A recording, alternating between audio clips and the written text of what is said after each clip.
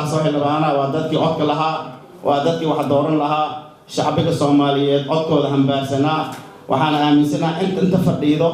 ayaaba maaragtay sidii looga talagay doorashada gaarsiisan in kale oo kuwaan dhamad ah caawa imaanin oo anigu aan ku warqabno ayagana maaragtay diyaar oo inay ku doortaan madaxweyne waa magaalada waa ku jiraan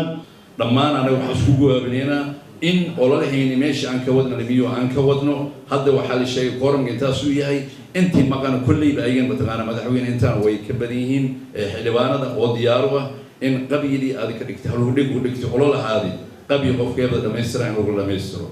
waxaan soo jeedin lahaa dhammaanteen inaynu taa isku raacno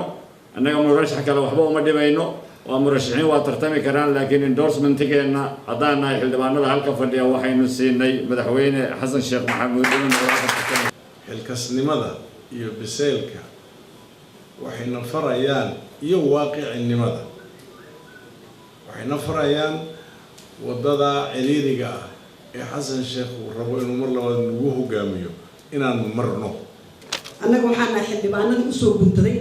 u soo labistay inay ku taageeraan inta halkaan fadhida caawa taageerada u joogaan madaxweyne soo noqon saddexaad caafimaad aad ku halata Allah ku siiyo dadkii kula shaqeeyay oo khayrka qabana markaan dadku waad kala baratay si fiican u xiro labada dabaqo ee bulshada ay ka kooban tahay madaxweyne hadduu ilaahay ku sakhiro kursiga aad ku fadhido isaga bixiya ninuu siiyayna kama diidi karo ama cid hor istaagi kartana ma jirto ninuu asiga u diidan nin siin karto ma jirto maalinta ilaahay ku siiyo waxaan jecelahay inaad gabayga reference ka dhigatid ee jacburka sanadada la baliri sanadkii duqa ahaan waa fadhiya kulli imaan doonay aad iyo aad baan idin salaamayaa 180 xildhibaana waxaan u maleynayaa buulku ma jiraan banaanka soo dhigeen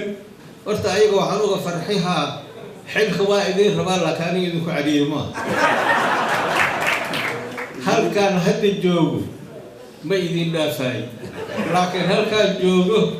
ayaa rabaa inaan wixii uun hadala oon dhihi kara idin dhaho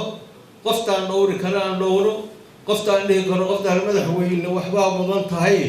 ka joogna diyaaraan u ah madaxweyne kasta maahan kan waaye mar kale waxaan rabaa inaan idin mahad celiyo kalsoonida aad isiiseen iyo sida aad u caddayseen taageerada aad yahaysaan waa ka mahad celinaya aad iyo aad anigana waxaan idin ballan qaadaynaa mar walba kalsoonidaasi inaanay dhumin inaan ku shaqeeyo oo fariintaasi aan hayo mar walba oo ay noqoto waxaad igula xisaabtantaan oo ay noqoto talada dalka uu ku soconayaa mid aad raalli ka tihiin oo aanay noqonin tala muxuu ahay meel kale laga manguuriyo waxaan kaloo idin ballan qaadaya dalka Soomaaliya dadkiisa karaamada ay leeyihiin hantida dalkan uu leeyahay oo nooc walba leh oo bad iyo berri iyo beer intaba leh ee ilaahay ummadda ku manaystay koow inaan ilaaliyo oo aanan macna daraas gacanteena aan uga bixin mar labaad in aanan si xun loo isticmaalin ee jiilash imaan doonaahi waxay ku hirtaan meel u yaalo inay noqoto daaliyada taasna muxuu ahaay inaad codkiina isiisiin waa ugu baahan laakiin taasna inaad ayada la sadeeda igu saacidaan ugu kaalmaysaan u baahanahay laakiin waa la imaan doonaa barnaamijkeeda oo qeexan